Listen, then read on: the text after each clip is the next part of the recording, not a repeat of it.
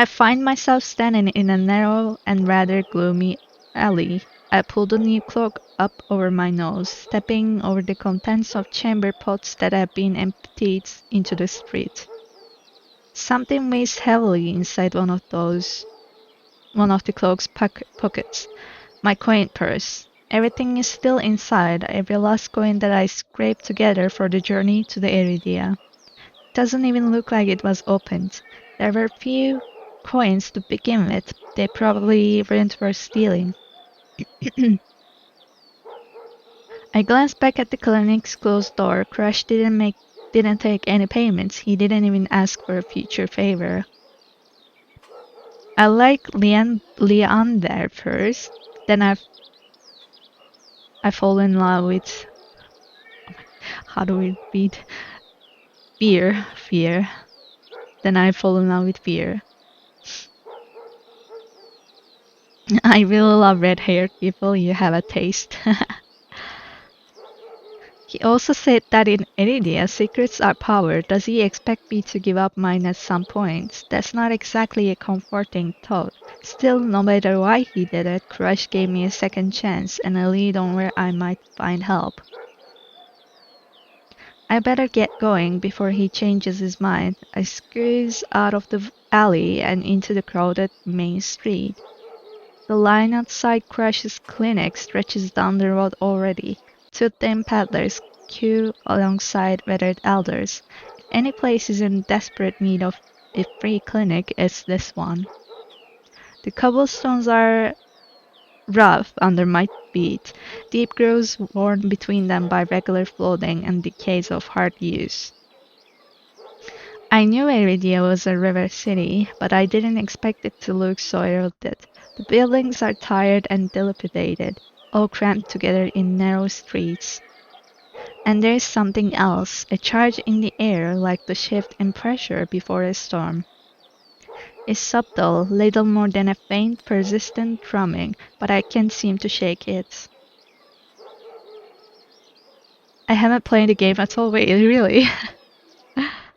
A child darts by, clutching something greasy wrapped in paper. The smell of fried food drifts over to me. My stomach gives a faint gurgle. You just watched the trailer and picked someone?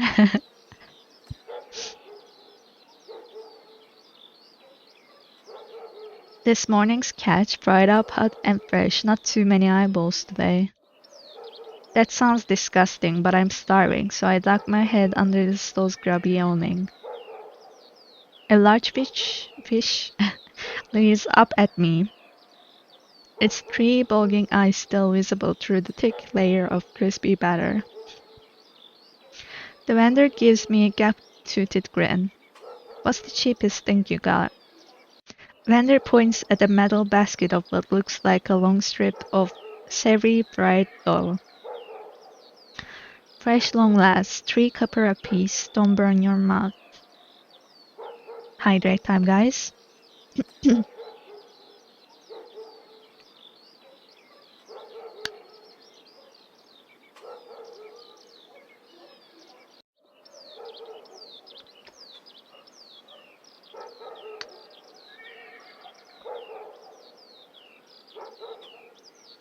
I watched the trailer and then read the role.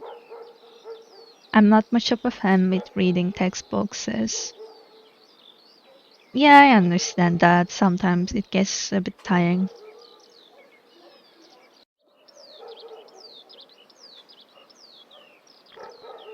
Um, I take the coins out, counting them gingerly. At this rate, I might not even be able to afford dinner.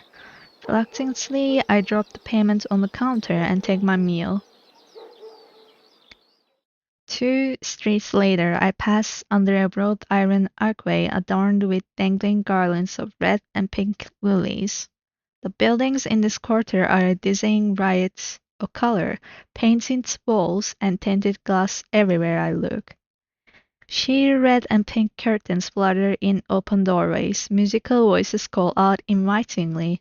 Incense mingles with the pungent scents of flowers, barely covering the salt and musk of warm bodies. This must be Iridia's entertainment district.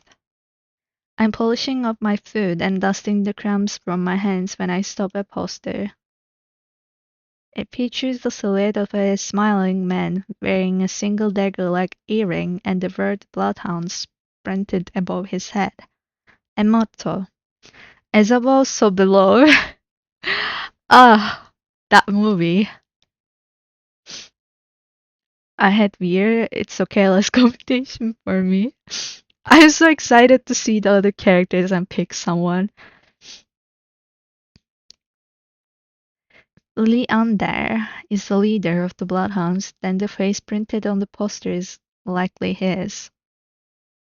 I follow the line of identical posters around the corner and nearly hits my head on a precariously dangling wooden sign. Looking up faded orange letters read the wet wick. Hate isn't enemies with benefits hate. I get you, Shin. Uh, the building looks like it's seen better days, but I hear faint music and laughter coming from inside.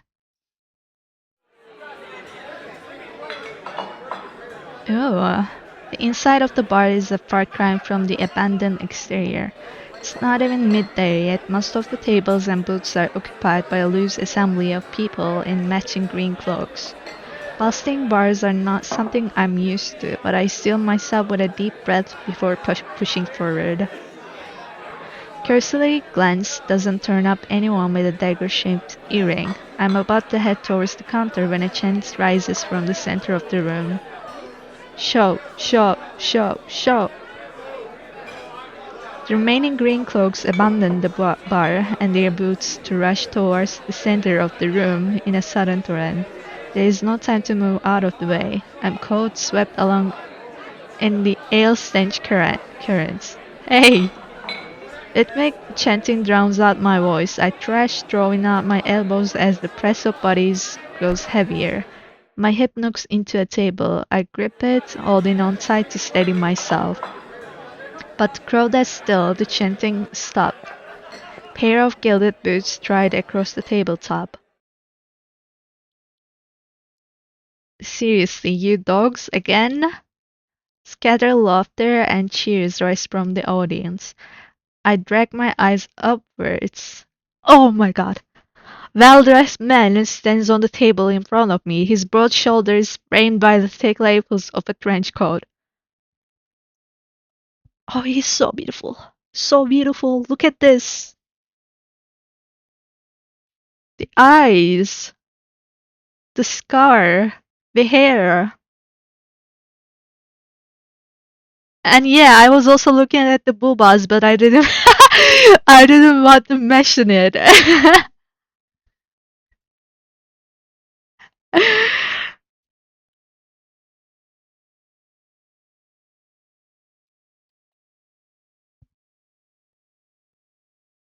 Reasons why I liked him first. This really is the last time, alright? This time when he speaks, the audience falls silent as though bewitched by his magnetic presence or rich, low voice. But nothing is as captivating as his smile. He beams at the crowd around him, a performer on his makeshift stage. Don't blink or you will miss it. He laughs and the dagger-shaped earring dangling from his left ear catches the light in a flash of gold. It would seem I found Leander. He raises his hand above the audience and snaps. A flash of pale green light, real magic. No ordinary stage trick blinds me. Oh my god, so good. So pretty. As the brilliance ebbs, my gaze focuses on the mage, towering above me. He flicks his wrist, and the magic spilling around him coalesces. A delicate flower stem sprouts from between his pinched fingers.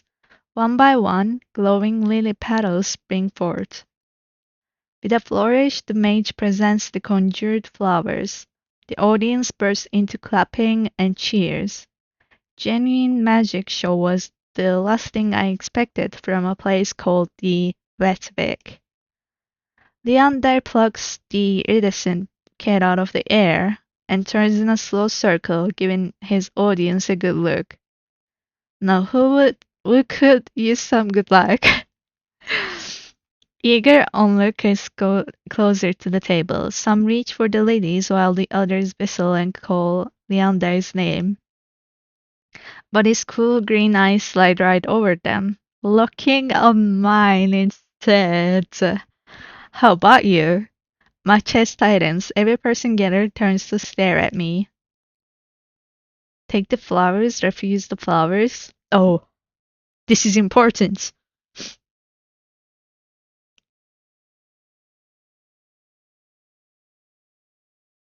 Do we become that girl on the concert reading a book instead of looking at the band members? Or just take the damn flowers? Take them. Well, it's magic, so we should probably take it, right? It's probably a good thing. Damn, so should I act like one? Okay, I'm taking them. Am I just smile? Wait, does that mean this is an important choice?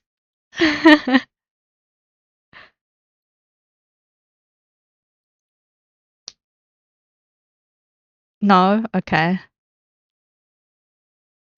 I mean, there isn't any reason to refuse them, I guess. I will just take them. Let me just save anyway.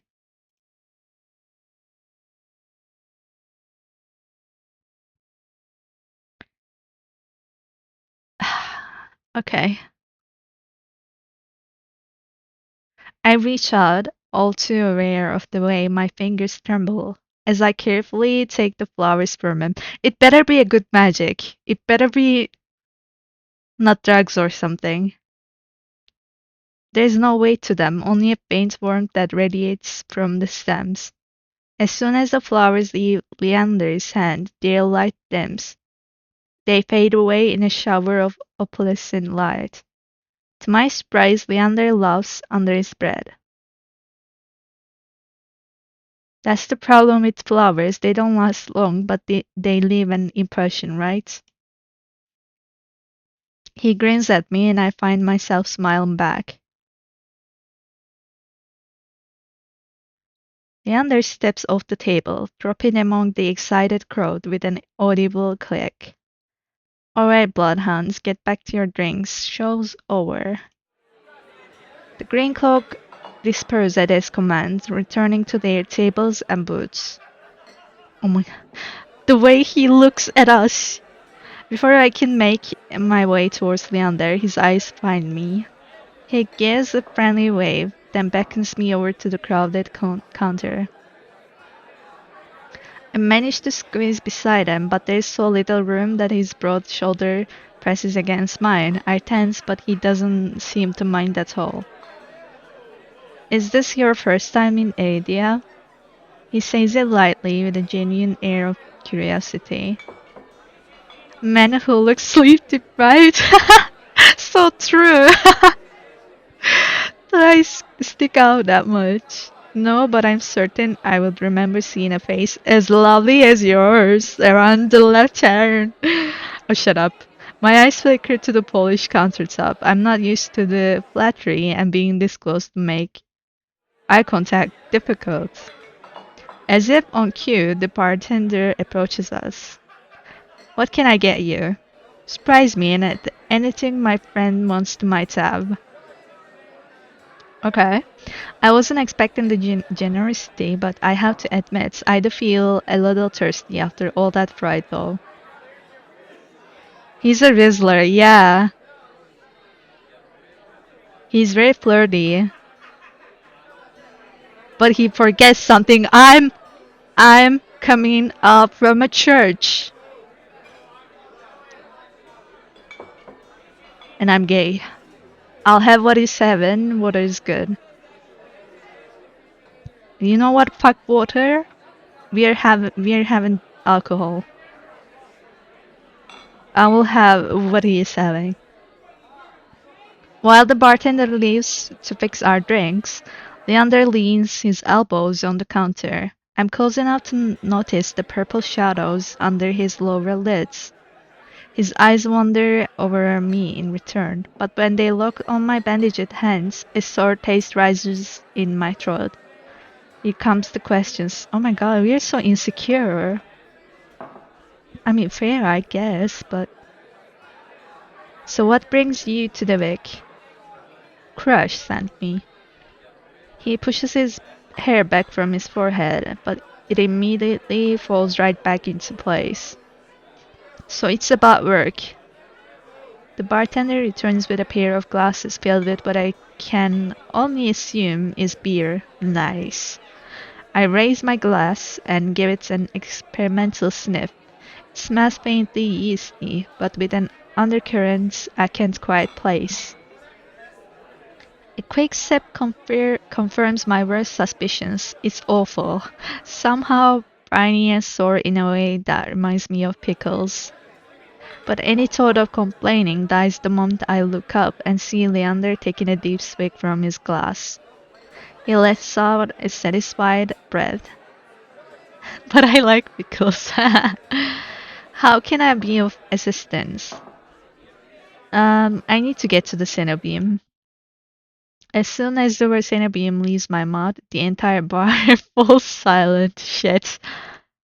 Bloodhounds twist around in their seats to gawk openly. Finally, an especially drunk one speaks up. The hell are you bringing up the Cenobium in here? Throw him out, this bloodhound territory. Hey, chill, man, we don't know. We don't know shit. The betrayal catches me off guard. From the angry looks thrown my way, it's clear I've broken some unspoken rule just by mentioning the Cenobium. When I glance at Leander, he's drinking as though he hasn't noticed the uproar. Only when he catches me looking does he lower his glass. For the love of... He drags a hand down his face. Hey, keep it down, will you? This is business. I tense, expecting an argument, but the outspoken bloodhounds silently return to their drinks. Only a handful continue to watch me warily. Sorry about them. The Cenobium's a bit of a touchy subject in these parts. Mix in enough drinks and well, you saw. How about we continue this outside? When I give him a tense nod, he pushes away from the bar counter. I follow Leander to the alleyway tucked behind the wetwick, where layers of braid bloodhounds posters have been plastered to the walls. Exhibitionist.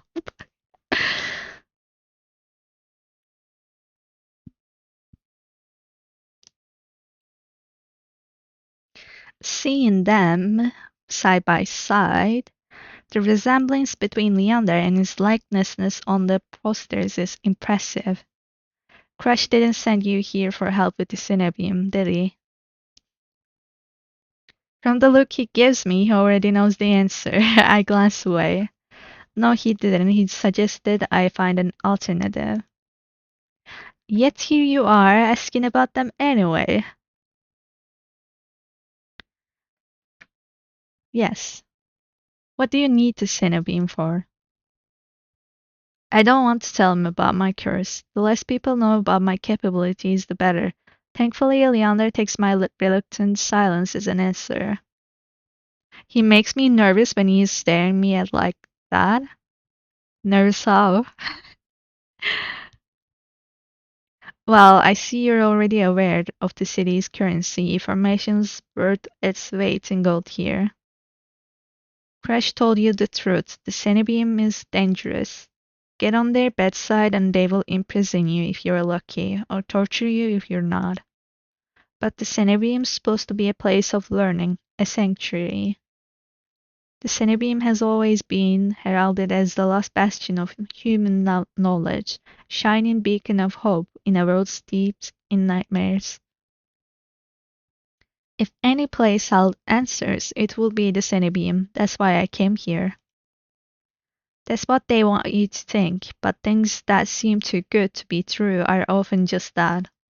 Such a simple statement, and yet it leaves me reeling. If it's true, if I stake everything on a lie, then what now? Leander clears his throat. But I, as I always say, there is solutions to every problem and alternatives to every solution. He claps his hands and turns to me with a brilliant smile. That's why Crash pointed you to the bloodhounds. Let us help you, whether it's hunting solos, finding people, or recovering stolen valuables. We can do it all, and free of charge. I'm shaking my head before he's even finished his practice speech. My patient is wearing dangerously thin. Listen, I appreciate the offer, but my problem can't be solved by a group of good Samaritans. Leander nods slowly. Then your problem must be fairly serious, and if the Centibeam's your first choice, you're searching for a magical solution, aren't you? When my eyes widen, he nods along, as though he suspected all along. I will be happy to help you out, that is, if you tell me what ails you. Leander might not work for the Cinebeam, but he is a mage, and a powerful one, that if his demonstration earlier is any indication. I'm silent, plagued by indecision. I don't know if I can trust them, but it's not like I have any alternatives. I hate to admit it, but this could be my only path forward. My confession comes out in a pained whisper. I'm cursed. Cursed? Oh, now I'm very curious. What kind of a curse? Something ancestral or more recent? He looks me up and down, taking in my face, my eyes, and finally my hands. It's your hands, isn't it? I wait until I'm certain my voice will remain steady before answering. My touch is dangerous. It changes people, hurts them. Before I even finish, Leander begins taking his gloves off. Tugs his left hand free and flexes his fingers. Let's see it. Hell no. He offers me his hand and prismatic flash of magic ripples across his palm, but I'm already shrinking backwards. I can't. I don't care how confident Leander is. I can't bring myself to hurt him, to see his kind face twist into a mask of madness. Believe me, this isn't an ordinary curse. I will be fine, perhaps where you came from your affliction was strange and one of a kind. But spend a year in this city and you will see 1,000 curses and thrice as many cures. Do you really think Crash would send you here if I couldn't handle it? How should I know? I only met him today. I'm as good as any mage in the Cinebeam, better even. If they can help, so can I. You don't know what you're asking me. I'm asking you to trust me.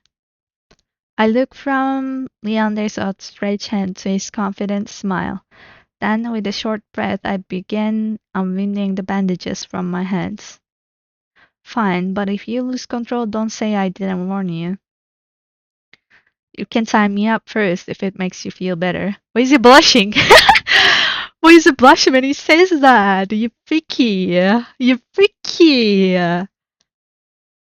Look at him. This motherfucker. Alright. With each rain I expose, I grow more and more certain that this is a terrible idea.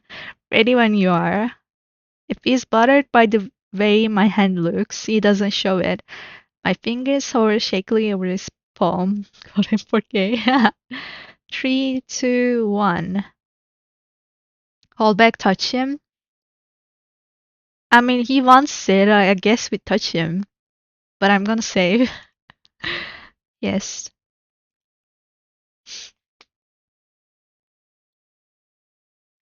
I'm touching, guys.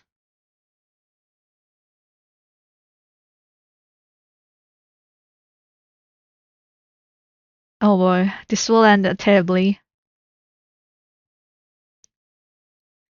I tap his palm once, as quickly as possible. It's barely more than a brush, but that's all it ever takes. Touch our praise. When I look at his face, expecting to see the words, Leander only grins. See? It can't be. This time when I reach out to touch Leander's palm again, he catches my wrist before I can pull away. He's blushing again. I told you there's nothing to worry about. He trails off and my thumb brushes the soft skin of his inner wrist. I search Leander's face for traces of madness, but his eyes remain a clear soft green. Color rises in his cheeks, but he remains still except for the subtle bowing of his throat. Damn, this guy acting all flirty and shit, and he's just blushing, touching hands.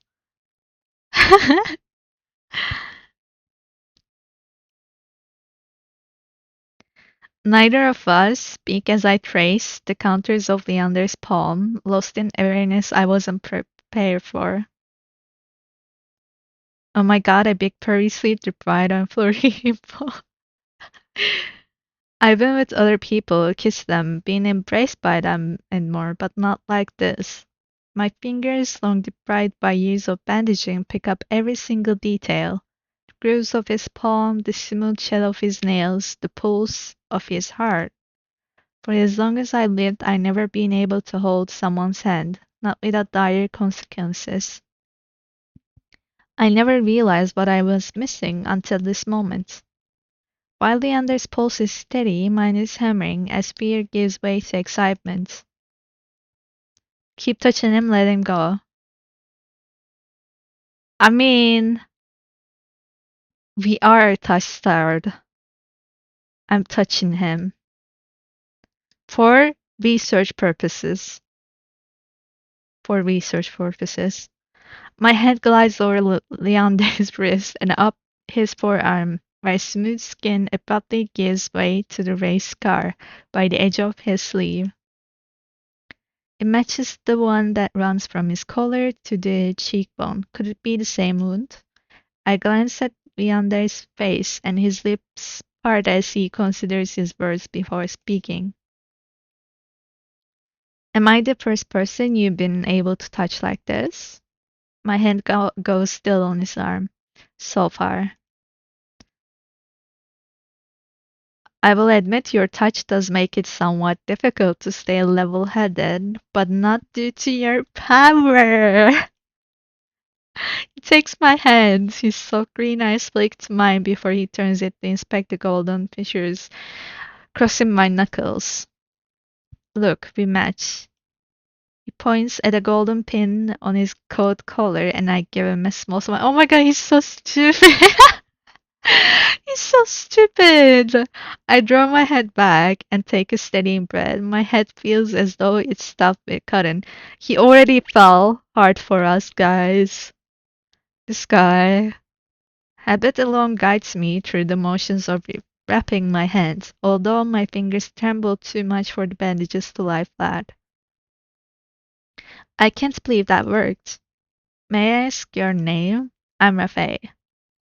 You were right to hide this from me, Rafe. That curse of yours is unlike anything I ever dealt with. I can tell you're discreet, but you'd best not go showing that off to anyone else. I didn't plan on it. Are you staying in Lowtown? I go eat. I'm like, okay, enjoy your food, Porky. Bye bye. I paused. Room and board was something I hadn't yet considered. I don't know. Let's get you properly settled then.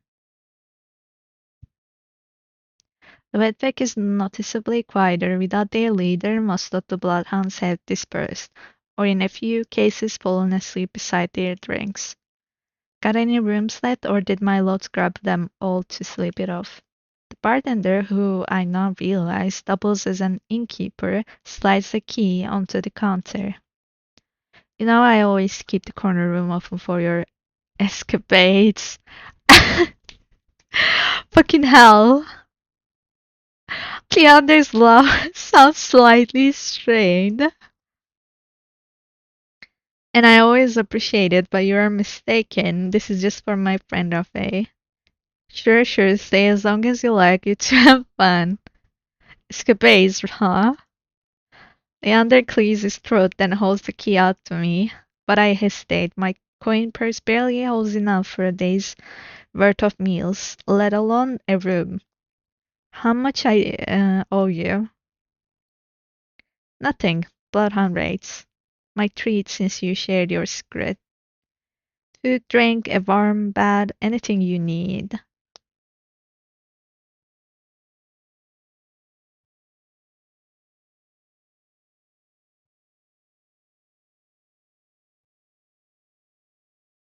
Carefully, I take the key from him. It's small but weighs heavy in my palm. I never expected to have a warm bed in Adia, let alone free meals. Thank you. Go explore of A. You will find many roads in Adia, each leading to different answers. But if you need a reply from what haunts you, come find me. Just be careful. I note, taking one last look at the gleaming bronze key before tucking it into the pockets of my cloak for safekeeping. Leander gives me one last friendly wave before I depart. The air clings sodden and heavy. Without the morning crowd, the sunless streets look barren and bleak. Even the paddlers are long gone. Only a pair of crows remain quibbling over star-crossed in a gutter. I feel a ridiculous pang of envy. At least they got reason to fight. I never felt so lost. Crush and Leander both made it clear that the Cenobeam can't be trusted. But I came so far, endured so much. We still don't think going there, right? Jeez.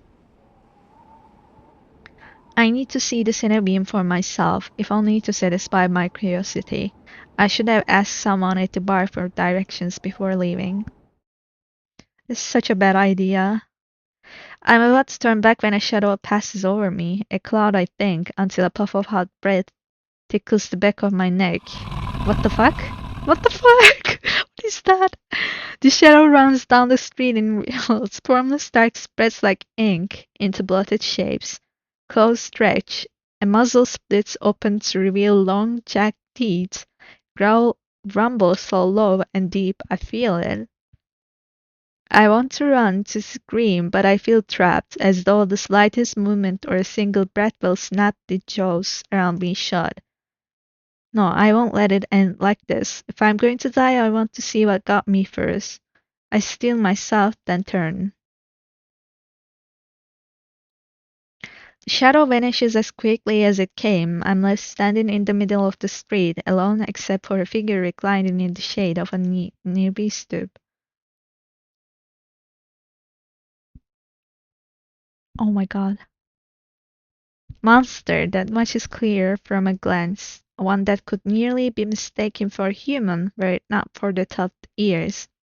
The tail curled around his ankle, or the dust pink eyes with pupils that sharpen like needles when they fall on me.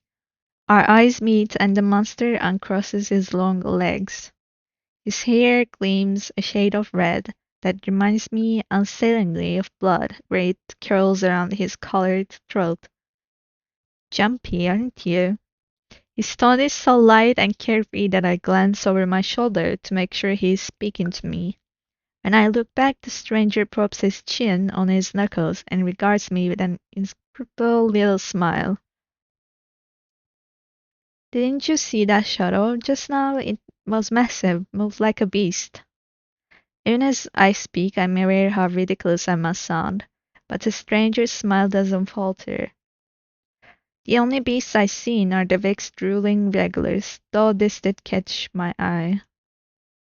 With a flourish of his hand, my in-room key appears dangling from his finger. It turns on his chain, glittering, and it catches the light. Oh! Holy moly! Holy moly!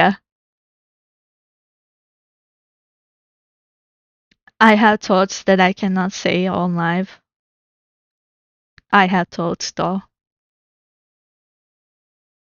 Holy shit, he's hot. Damn. Damn. Yes. My hands fight my cloak's pockets, and sure enough find them flat.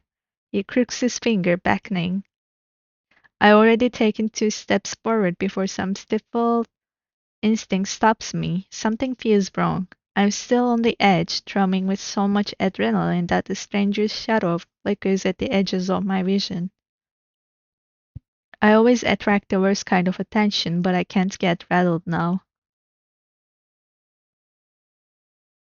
This is where, yeah, Porky is not here, unfortunately.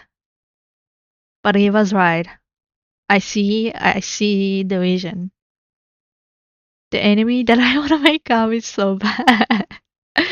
Yes, the enemy you want to have a hate spark with.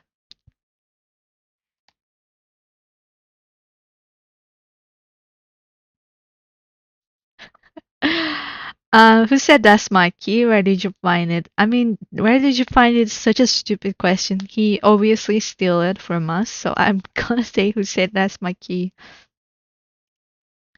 He smiles wide enough to reveal pointed canines. I saw you drop it. You really should be more careful.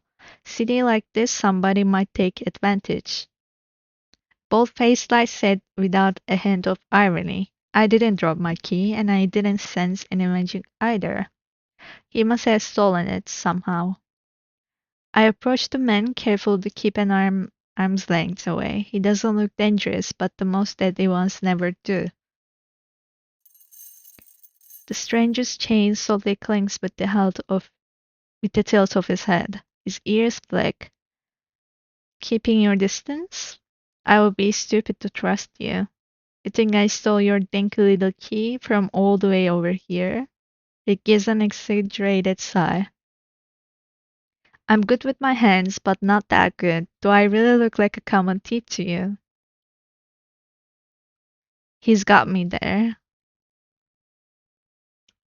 The yes, I think you did use Icky Bastard. The sheer fabric of his sleeves alone would be too expensive for most street tees. Hell, his shoes look like they cost more than I spent traveling here. And then there's the shop behind them. No matter the city, parted pink curtains only ever meant one thing. I'm not looking to buy, and I doubt I could afford your services anyway. Luckily for you, I don't charge. The man runs the tip of his tongue over a fang, and for the first time since I stepped into that shadow, I feel something other than dread. My face grows hot. That's not what I meant. I'm flattered, really. Were sex my trade, I might make an exception for you. How about half off for a handy? Or you could just hand over my key. Ask nicely, and I might even let you tug my tail.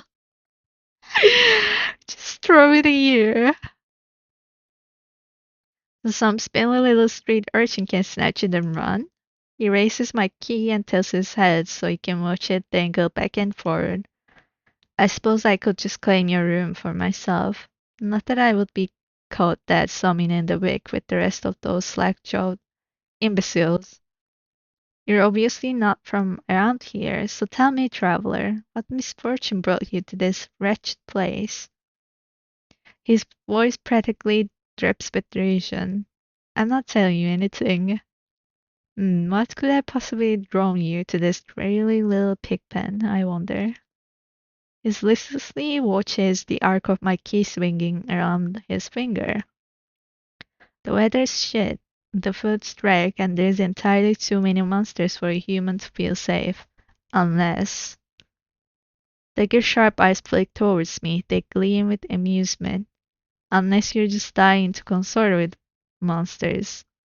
By now, my embarrassment has worn away, leaving simmering impatience in its place.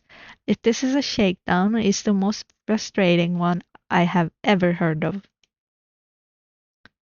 Turn him down, flirt back. Uh,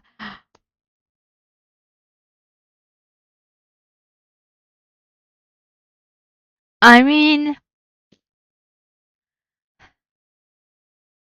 flirting back is not really how my character feels like. This dude reminds me of a VTuber right now. But I kind of want to see what happens. I don't know. I'm so in between.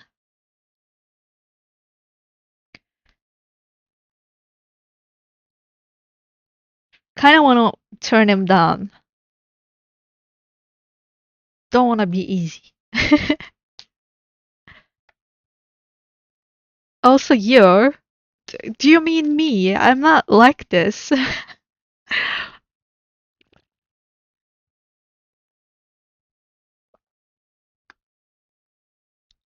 What do we do? I feel like turn him down. Are there any hot ones I would like to fuck? Well, you missed two. You missed two of the guys.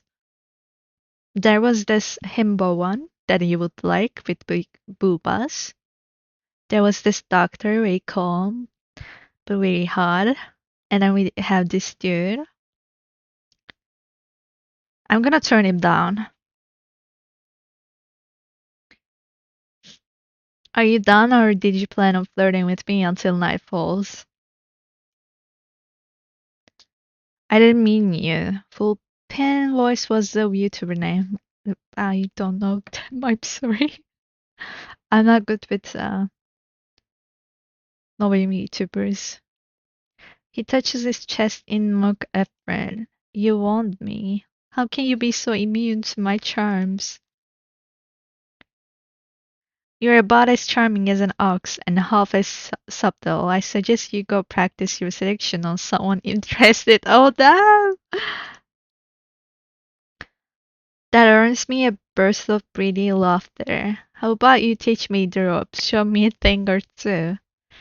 The more he flirts, the more convinced I've become that this is some kind of a trap. No matter how innocent monsters look, they always have tricks up their sleeves. And something tells me that this one is more dangerous than he lets on, even if he has a lovely laugh. Fuck him up. Welcome back, it's your boy, and I just turned him down, Porky. I don't know what you want or why you're messing with me,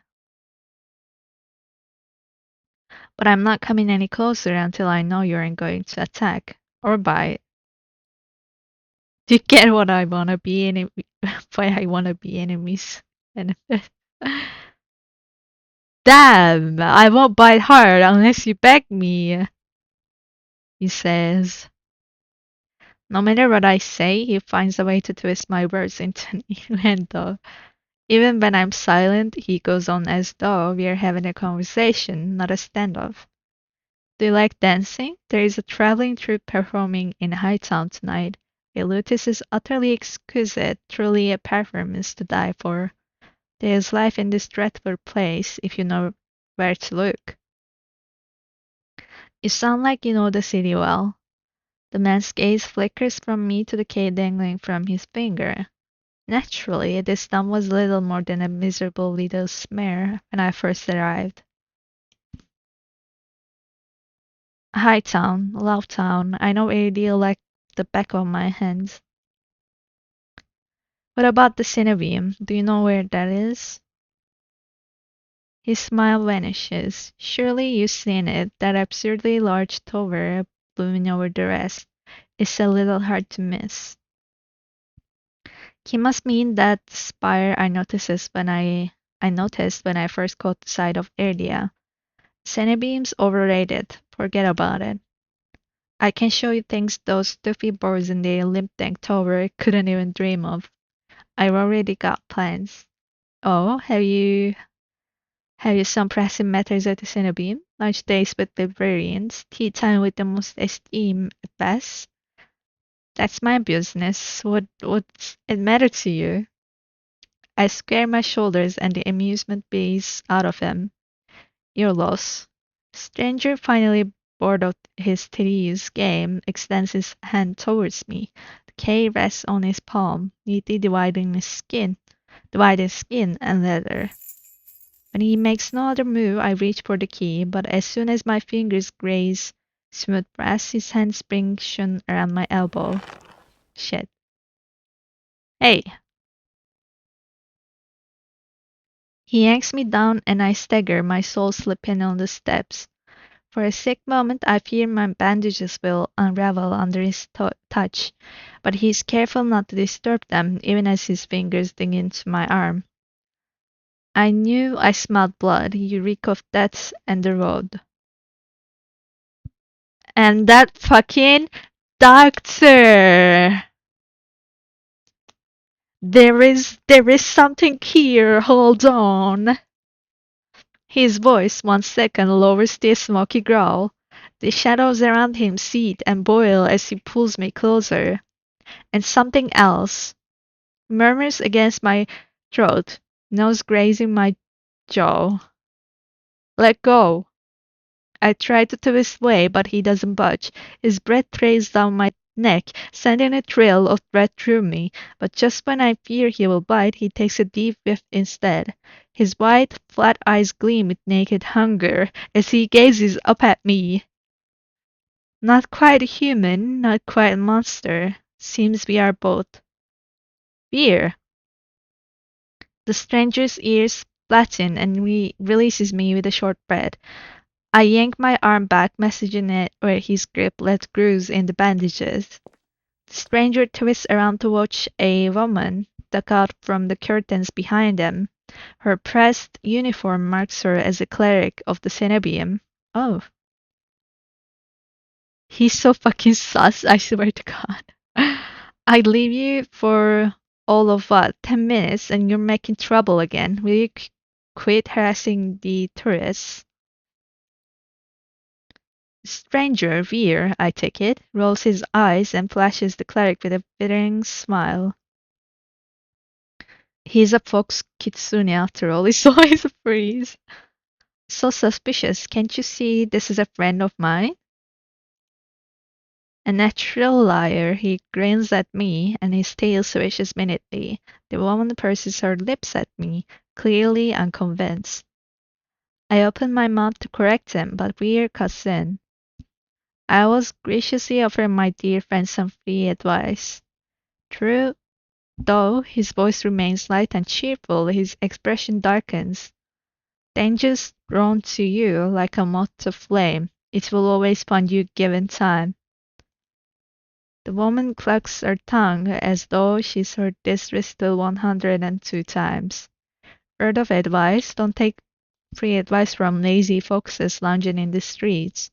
This crook would sell water to a drowning man for the sheer enjoyment of it. She shrugs off a wilting look from Weir. Oh, please, any friend of yours? No, it's true. Now, hold still.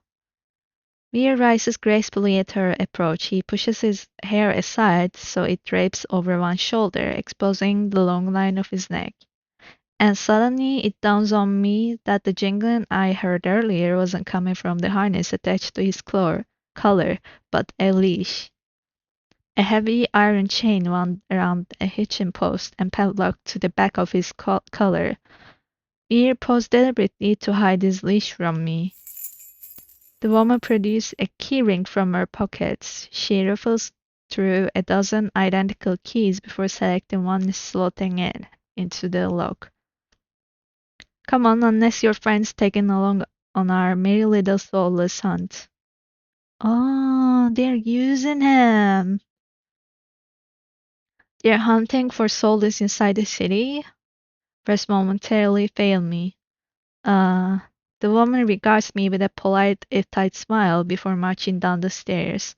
Veer lingers. He stretches his arms over his head with a yawn, and I try not to stare at the way his stomach flattens when he arches back. His title is the Chained Charlatan. Oh. Your little secret's safe with me. Try not to get yourself killed, hmm? Veer hops off the stoop and bounds after the woman. His tail sways merrily as though he hadn't just lied and threatened me. Did you try that thing I mentioned? The Levantine nod. That the one where you take 3 fingers and actually don't tell me. Knowing you is disgusting. Veer's eerie laughter echoes down the street. It's only after he and the cleric have vanished from sight that I realize I'm still missing something. Wait. Reflexively, I shove my hands into my pockets and find it. The room key. I pull it out of my pocket and raise it to the light just to be sure. Nagging feeling distracts from my relief. I don't know what Beer's game was or what he wanted from me. All I know for certain is that the Cenobite saw fit to leash him, a fate I could share if that's what his vague warning meant. He wants to kill you. I don't think so. He just wants to fuck with me, 'cause just for fun of it, I guess. I let my eyes drift skyward, past the lanterns gently swaying in the breeze to Cinebeam, faintly visible through the haze. Just one glimpse is all I need, then I can put